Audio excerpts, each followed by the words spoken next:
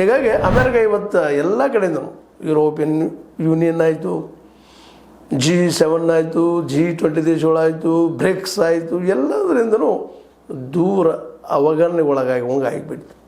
ಇದಕ್ಕೆ ಕಾರಣ ಏನಪ್ಪ? ಸ್ವಯಂ ಕೃತಾಪರಾಧ. ವೆನೆಜುವೆಲಾ ದೇಶವನ್ನು ಏಕಾಗಿ ಒಂದೇ ರಾತ್ರಿಯಲ್ಲಿ ಗೆದ್ದಿದ್ದರಿಂದಾಗಿ, ಡೆನ್ಮಾರ್ಕ್ದ ಗ್ರೀನ್ಲ್ಯಾಂಡನ್ನು ನಾವು ಪಡೆದಿದ್ದಿರೋದೊಂದು ವಿಶ್ವಾಸದಿಂದಾಗೆ, ಇರಾನ್ ಅದನ್ನು ಎಣ್ಣೆ ನನಗೆ ಸಿಕ್ತಪ್ಪ ಅಂದರೆ ಎಣ್ಣೆ ನನ್ನ ಹಿಡಿಯೋರು ಯಾರಿಲ್ಲ. ಆಲ್ರೆಡಿ ಸೌದಿ ಅರೇಬಿಯಾ ಇನ್ನೂರು ದೇಶಗಳು ಕೊಲ್ಲಿ ರಾಷ್ಟ್ರಗಳು ಎಲ್ಲ ಅಮೇರಿಕ ಹೇಳಿದಂಗೆ ಗೋನ್ ಹಾಕುವಂಥ ಗೌರವತೆಗಳಾಗಿಬಿಟ್ಟಿದ್ವು. ಹೀಗಾಗಿ ನಾನೇ ರಾಜ, I am the king of the world, I am become one of the Caesar, not Caesar, I am Alexander ಅನ್ನುವಷ್ಟು ಮಟ್ಟಿಗೆ ಬೆಳೆದ್ಬಿಟ್ಟು ನಾನು ಅಲೆಕ್ಸಾಂಡರ್ ಮಾಡಲಾದ ಕೆಲಸ ಮಾಡಿದ್ದೀನಿ ಅಂತೇಳಿ.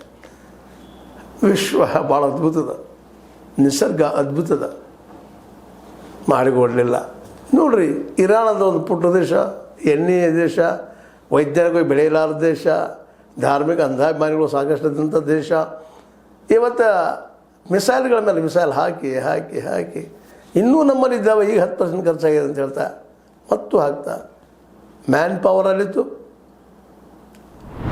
IRGC Islamic Revolutionary Guard Corps ಇದ್ದರು. ಅವ್ರ ಕೈಯಲ್ಲಿ ಗನ್ ಕೊಟ್ಟರು, ಪೆಟ್ರೋಲ್ಸ್ ಕೊಟ್ಟರು.